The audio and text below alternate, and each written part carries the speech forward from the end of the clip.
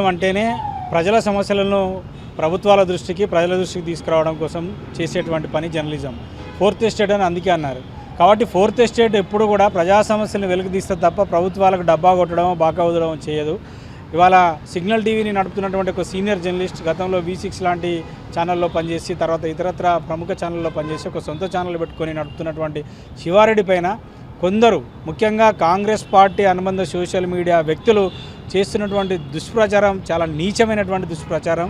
నిజంగా మీరు ఏదైనా సమస్యలు ఉంటే, మీరు ఏదైనా మంచి చేసుకుంటే మీ సోషల్ మీడియా ద్వారా ప్రజలకు చెప్పుకోండి తప్ప ప్రజల పక్షాన మాట్లాడే గొంతులను నొక్కివేయాలనేటువంటి ఒక ప్రయత్నం, లేదా నిజాయితీగా పనిచేసే జర్నలిస్టులను నైతికంగా దెబ్బతీయాలనేటువంటి ఒక ప్రయత్నం చేయడం అనేది చాలా విచారకరమైనటువంటి అంశం. ఇది చాలా శోచనీయమైనటువంటి అంశం.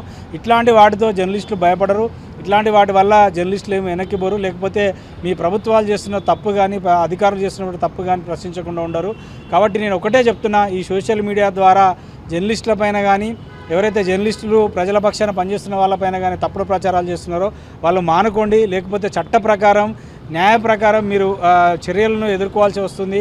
ముఖ్యంగా ముఖ్యమంత్రి రేవంత్ రెడ్డి గారు కూడా విజ్ఞప్తి చేస్తున్నాను.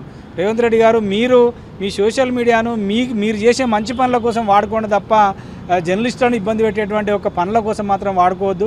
ఇలాంటి చర్యలను Telangana union of working journalist తరఫున, Telangana union of electronic media journalist union తరఫున తీవ్రంగా ఖండిస్తున్నాం.